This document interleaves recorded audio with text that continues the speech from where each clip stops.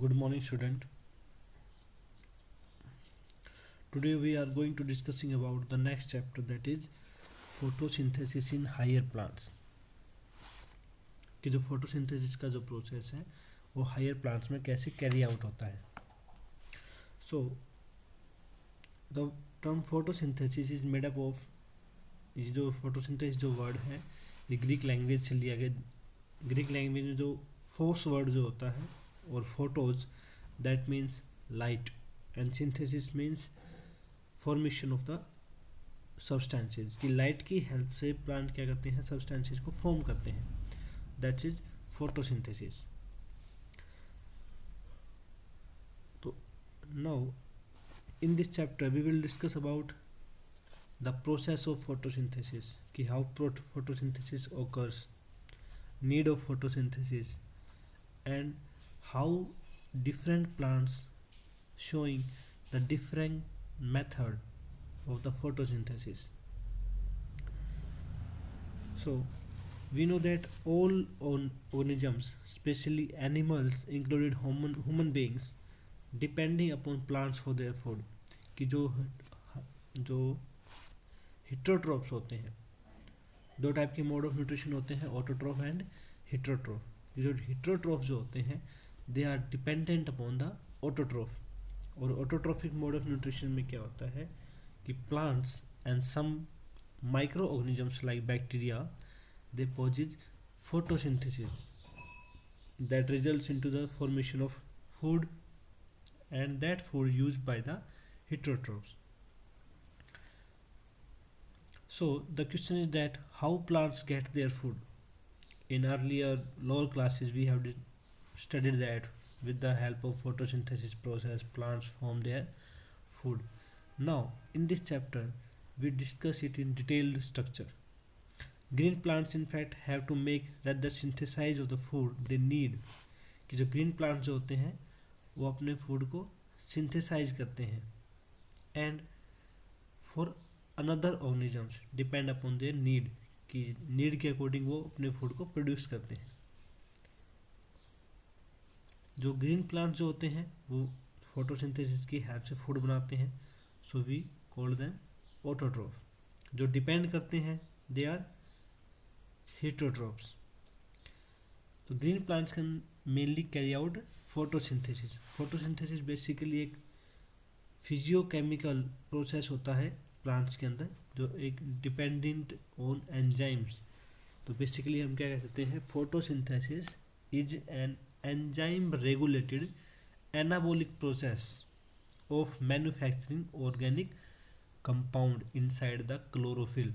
कि जो green leaves जो होती हैं उनमें पिगमेंट होता है क्लोरोफिल, उसके हेल्प से क्या होगा कि जो इनऑर्गेनिक सब्सटेंसेस हैं वो कन्वर्ट हो जाएंगे ऑर्गेनिक सब्सटेंसेस के अंदर.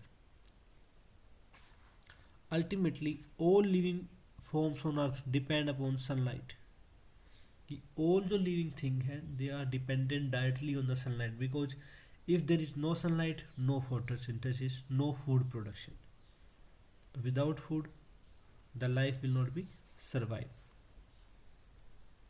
The use of energy from sunlight by plants, कि फोटोसिंथेसिस में क्या होगा, प्लांट्स से सनलाइट को यूज करके अपने फूड को मैन्युफैक्चर करेंगे. So we can say that photosynthesis is the basis of life on earth, कि फोटोसिंथेसिस जो है अर्थ के ऊपर लाइफ का बेस है. Photosynthesis is important due to two reasons. अब टू रीजन से इम्पोर्टेंट है, first primary source of food and evaluation of the oxygen, production of the oxygen that is used by the animals.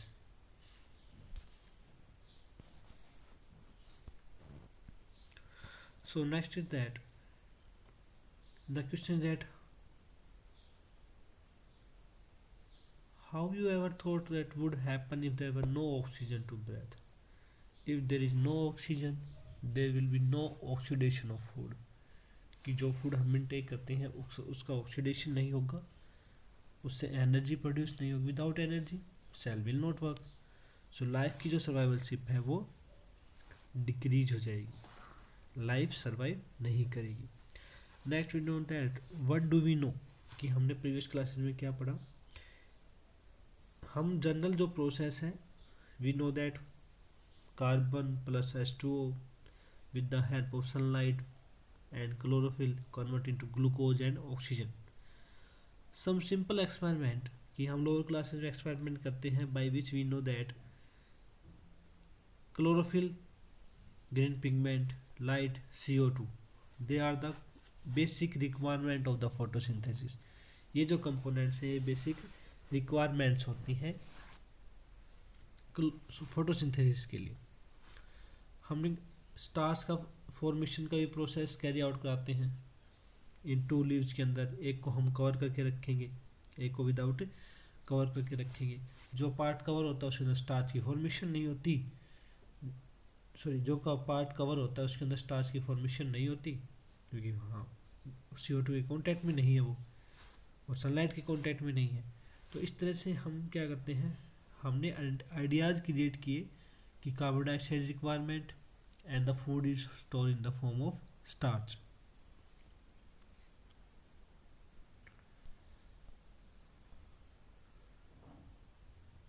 Now we are going through the another experiment. Another experiment is that leaf is enclosed in a test tube, कि हम leaf को एक test tube के अंदर close करेंगे, containing some KOH potassium hydroxide soaked with cotton which absorb CO2, जो CO2 को absorb करती है। while other half export to the air, half leaf को हम एक बोतल के अंदर कैरी आउट करेंगे, बोतल के साथ पैक कर देंगे, हाफ को सनलाइट के डायरेक्ट कांटेक्ट में रखेंगे, एयर के कांटेक्ट में। उस सेटअप को कुछ टाइम के लिए रखेंगे। उससे क्या पता चलता है कि starch later in 2 plant of leaf, कि जब स्टार्च की टेस्टिंग करेंगे तो एक्सपोज पार्ट जो सनलाइट की तरफ था उसके अंदर तो जो है स्टार्च प्रेजेंट होगा, और जो एक्सपोज नहीं है उसके अंदर स्टार्च की फॉर्मेशन नहीं होगी। तो इससे क्या होगा कि जो बोतल के अंदर जो पार्ट था वहाँ CO2 नहीं हुई, वहाँ CO2 ट्रांसपोर्ट नहीं होगी, क्योंकि बोतल जो है वो कवर्ड होती है। इसका रिजल्ट ये निकलता है कि carbon dioxide is the basic requirement for the photosynthesis. The next is experiments regarding to the photosynthesis. It is interesting that these simple experiments leads to the gradual development in the understanding of photosynthesis, कि photosynthesis का जो process हम generally modern time या current time में पढ़ रहे हैं, that is photosynthesis equation कि 6CO2 plus 6 H2O convert into 1 glucose molecule and 6 oxygen, that is not so simple. There are the various experiments in a series that results out the modern reaction of the photosynthesis. The first is the most important, the Joseph Priestley experiment. He was a scientist in 18th century. In 1770 he performed a series of experiments. उन्होंने एक experiment को perform out किया इस चीज़ को identify करने के लिए कि एयर का क्या रोल होता है प्लांट्स की ग्रोथ के लिए, कि essential role of air in the growth of green plants. और बेसिकली हम इसको बोलते हैं डिस्कवर्ड ऑक्सीजन, कि इसके रिजल्ट के बाद इन 1774 में उन्होंने ऑक्सीजन को डिस्कवर्ड किया। पिछले के एक्सपेरिमेंट में 4 सेटअप हैं। फर्स्ट सेटअप में क्या है, he take a mouse and a candle. उन्होंने एक माउस को एक बोतल जार के अंदर क्लोज करके रखा विद ए बर्निंग कैंडल।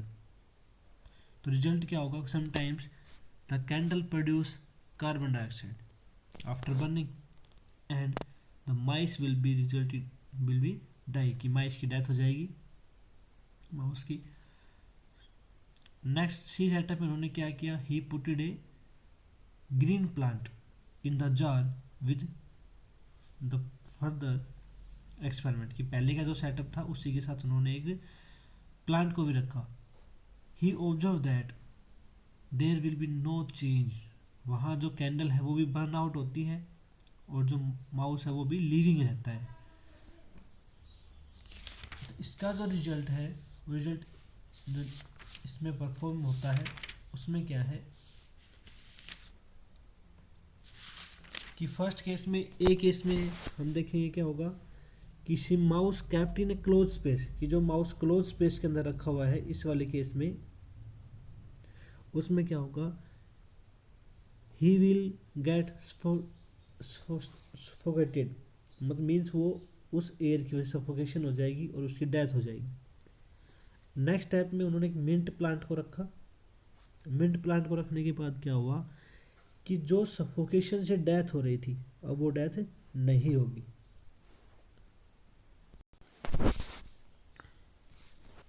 कि जो मिंट प्लांट है वो एयर को प्योरीफाई कर रहा है, और जैसे एयर प्योरीफाई होगी माउस विल बी सर्वाइव, कि माउस जो है वो सर्वाइव करेगा एंड प्लांट आल्सो ग्रो।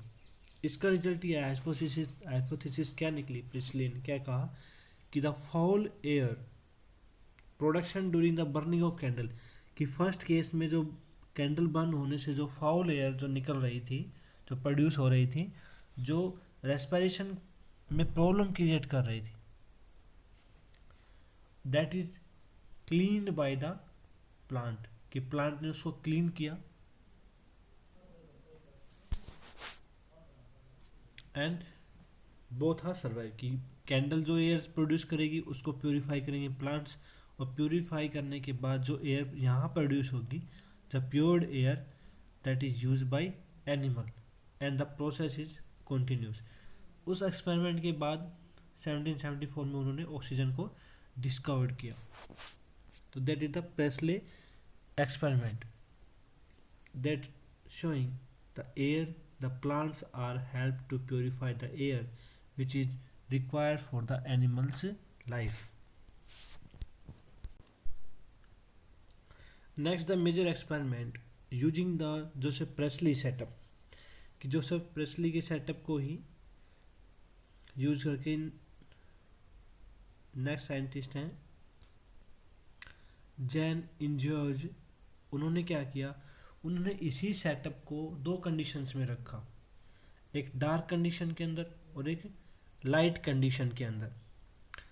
तो उन्होंने एक्सपेरिमेंट करने के बाद क्या रिजल्ट निकाला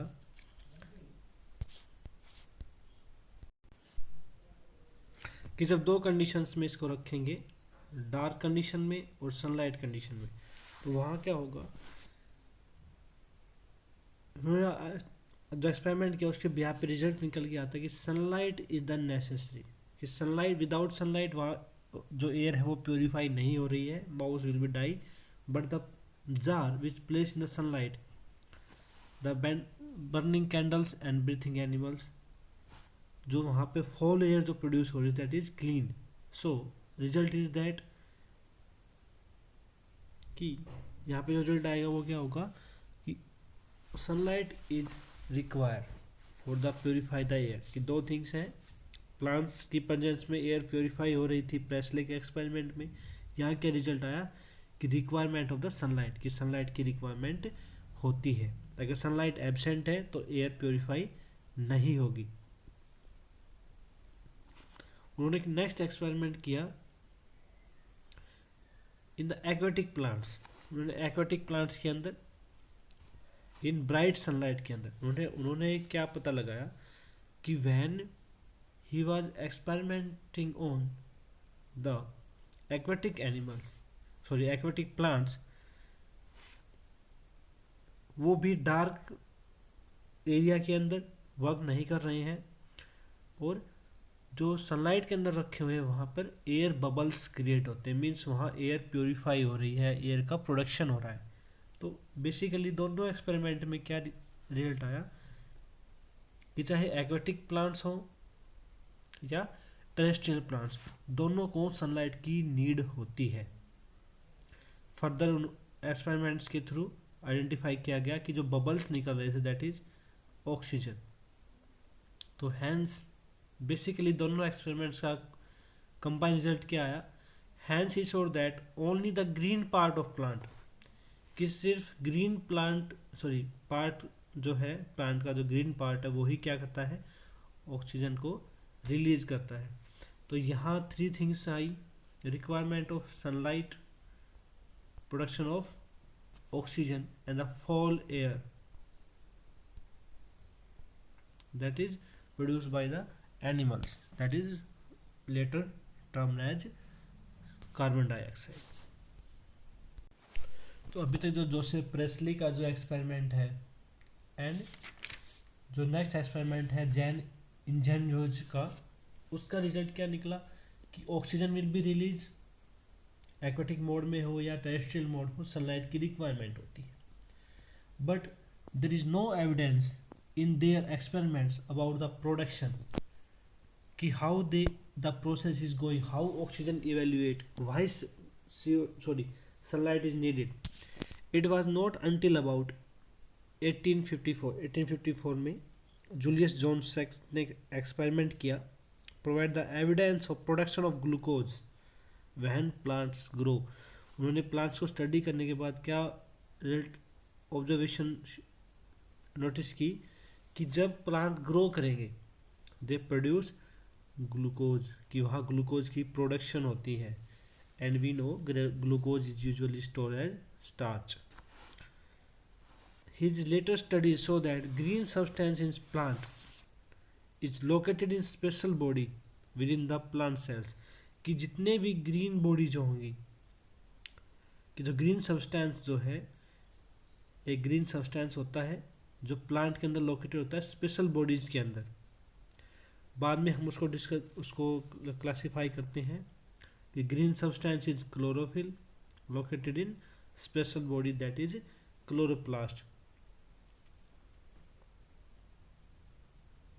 ही found that the green part in the plant is where glucose is made. उन्होंने क्या ऑब्जर्वेशन किया कि जहाँ पे ग्लूकोज की सिंथेसिस हो रही है वहीं पे ये ग्रीन पिगमेंट प्रेजेंट होता है। जहाँ पे ग्लूकोज की सिंथेसिस हो रही है वहाँ पे ग्रीन पिगमेंट मीन्स यहाँ पर क्लोरोफिल है वो प्रेजेंट है। And glucose storage starch. अब फर्दर उनकी स्टडी के ऊपर, पहले हम स्टडी का ऑब्जर्वेशन देखते हैं। इसमें इन्होंने क्या ऑब्जर्वेशन की कि जो ग्लूकोज की प्रोडक्शन होगी तो वहाँ पे ग्रीन पिगमेंट रिस्पॉन्सिबल होता है, जो लेटर हम क्लासिफाई कर रहे हैं क्लोरोफिल के रूप में, और जो कहाँ स्टोर होता है स्पेशल बॉडीज मीन्स क्लोरोप्लास्ट के अंदर। फर्दर उन्हीं की स्टडीज के ऊपर नेक्स्ट एक्सपेरिमेंट आए that is done by TW Engelmann. 1843 से 1909 तक उनकी लाइफ स्टेज रही है। उन्होंने क्या किया, यूजिंग ए प्रिज्म, उन्होंने प्रिज्म का यूज किया। He split light into spectral component and then illuminated on a green algae, कि जो रेडिएशन जो है उसको एक प्रिज्म के थ्रू डिस्ट्रैक्ट किया गया। हमें पता है कि जब हम प्रिज्म का यूज करते हैं लाइट के पाथवे में तो डिफ्रेंशिएट इनटू 7 कलर्स, जो स्पेक्ट्रम जो विजिबल स्पेक्ट्रम है उसमें वो स्प्लिट हो जाती है। और इस स्पेक्ट्रम का इल्यूमिनेशन उन्होंने किसके ऊपर किया, ग्रीन एल्गी क्लेडोफोरा, जो ग्रीन एल्गी है उसको यूज किया। Placed in a suspension of aerobic bacteria, aerobic bacteria के साथ उसको प्लेस किया गया, रखा गया। The bacteria were used to detect the site of oxygen evolution. जो बैक्टीरिया है वो यूज किए गए थे कि कहाँ से ऑक्सीजन इवेल्युएट हो रही है, कि कहाँ से ऑक्सीजन प्रोड्यूस होती है। तो बेसिकली यहाँ क्या हुआ रिजल्ट में कि जो विजिबल स्पेक्ट्रम है उसमें ब्लू और रेड जो कलर है स्पेक्ट्रम में, वहीं पे क्या होता है बैक्टीरिया ग्रो कर रहे हैं। Blue and red split spectrum में जो ब्लू और रेड लाइट है वहीं पे बैक्टीरिया ज़्यादा एक्यूमुलेट कर रहे हैं। A first action spectrum of photosynthesis was thus described, कि इसका रिजल्ट क्या आया कि होल जो स्पेक्ट्रम है विजिबल स्पेक्ट्रम वो कम्प्लीटली एब्जॉर्ब नहीं होता है। जो प्रोसेस हो रहा है ग्लूकोज फॉर्मेशन का, एयर को प्योरीफाई करने का, ऑक्सीजन को प्रोड्यूस करने का, that is done only by blue and red light.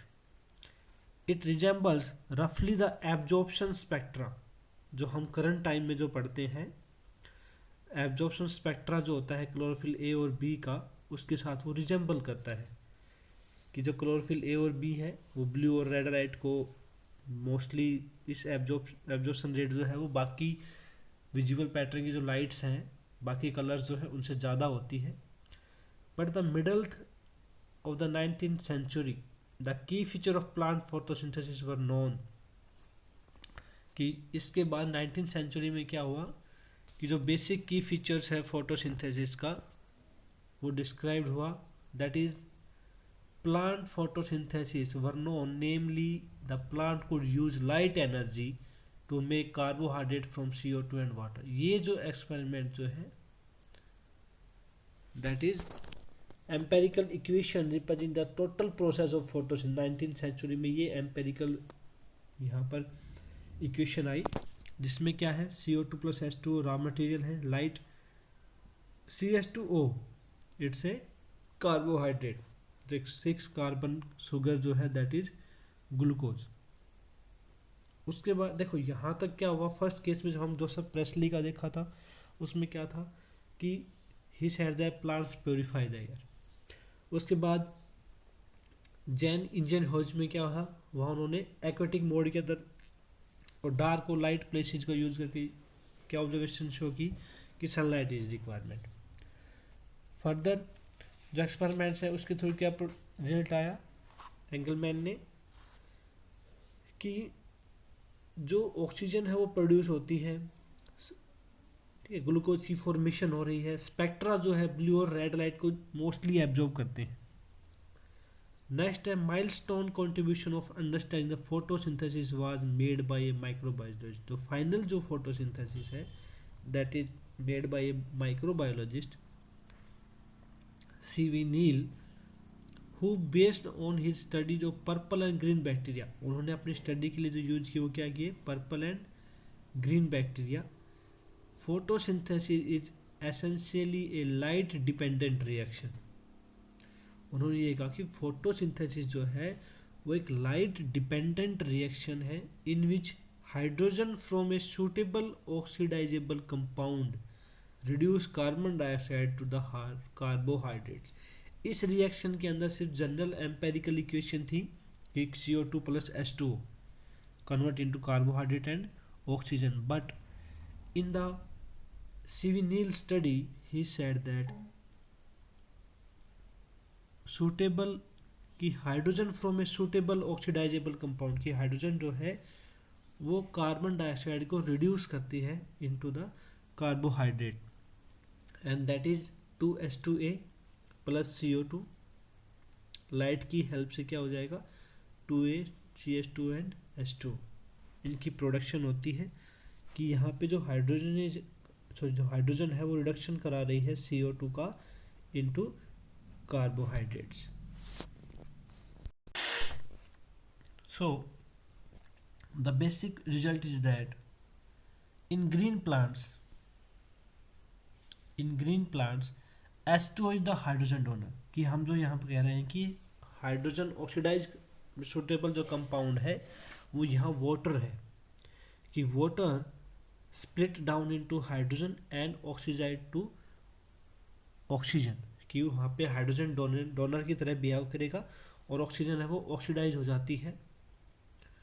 But there is also a problem कि उन्होंने फिर से स्टडी किया कि some organisms do not release oxygen. अभी उनकी स्टडी के अकॉर्डिंग क्या था प्रोसेस कि जो वाटर है वो ऑक्सीजन प्रोड्यूस करेगा एंड हाइड्रोजन डोनर के रूप में रहेगा. लेकिन कुछ एक्सपेरिमेंट्स कुछ स्पेसिफिक केस के अंदर क्या होता है कि ऑक्सीजन डू नॉट प्रोड्यूस. जब हम पर्पल और ग्रीन सल्फर बैक्टीरिया के अंदर स्टडी करते हैं तो वहाँ पर हाइड्रोजन सल्फाइड प्रेजेंट होती है.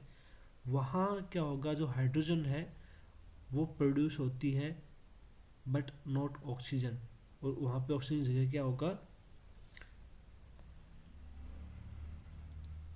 सल्फर प्रेजेंट है. तो इसका रिजल्ट ये आया कि जो ऑक्सीजन इवोल्व होती है, जो हम ऑक्सीजन की प्रोडक्शन करते हैं फोटोसिंथेसिस में, वो CO2 से नहीं आती, that is derived from the water molecule. ये जो दो एक्सपेरिमेंट है ग्रीन प्लांट्स के अंदर वाटर और जो हम एक्सपेरिमेंट ले रहे हैं पर्पल ग्रीन पे सल्फर बैक्टीरिया, तो इसका रिजल्ट ये आता है कि जो ऑक्सीजन जो है that is evolved by the green plants comes from water molecule, not from carbon dioxide. So basically the final equation is CO2 plus H2O convert into glucose, water molecule and oxygen molecules. यहाँ C6H12 एक glucose molecule है, water molecule oxygen with the light and chlorophyll. The oxygen released in the form water is from water, कि यहाँ जो oxygen liberate out हुई है वो कहाँ से हुई है, वाटर मॉलिक्यूल से. इसको हम रेडियो आइसोटोप टेक्निक से आइडेंटिफाई कर लेते हैं. Now the next step is not a single reaction. Basically we studied this reaction, it's so simple, but this is not a single reaction, it's a complicated chain of reactions that results out by the multiple repetition. कि जो ये जो cycle है ये that's not simple, ये इतनी simple नहीं है कि सिर्फ कार्बन कार्बन डाइऑक्साइड को वाटर के साथ मिक्स करेंगे result in glucose. No, it's a chain of reactions, but description of a multi-step process is called photosynthesis. कि not this is not a single reaction नहीं है ये, it is the multi-step, multiple steps है इसमें. steps क्या है further जो हम नेक्स्ट लेक्चर में डिस्कस करेंगे, that is light absorption, breakdown of the water molecule, carry out the light energy into the chemical energy, oxidation of water, reduction of the carbon dioxide into the glucose. So can you explain why 12 molecule of water as substrate are used in the equation above? कि यहाँ पे 12 molecule water क्यों use करते हैं? Because for the balancing reaction. जो further हम जब multi step reaction पढ़ेंगे तो वहाँ रिक्वायरमेंट होती है हाइड्रोजन डोनर्स की. So further we will discuss about it, why the कि how these multi-step reactions or the chain of reactions are followed out. So in the next lecture we will discuss about the location of photosynthesis, कि where does the photosynthesis take place, and how the light energy used to break down the water molecule which evaluate oxygens and hydrogen donor.